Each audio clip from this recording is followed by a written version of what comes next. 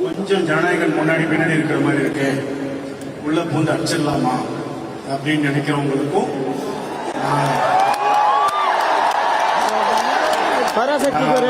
நான் சொல்ல விரும்புறது, ஐயா இது தளபதி படம்.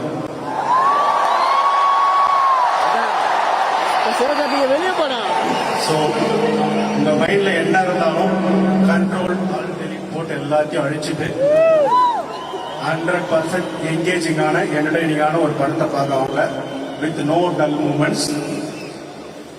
நீங்க ஆடி பாடி கொண்டாடுறதுக்கும் மூமெண்ட்ஸ் இருக்கு, அமைதியா உட்காந்து யோசிக்கிறதுக்கும் அந்த படத்துல மூமெண்ட்ஸ் இருக்கு.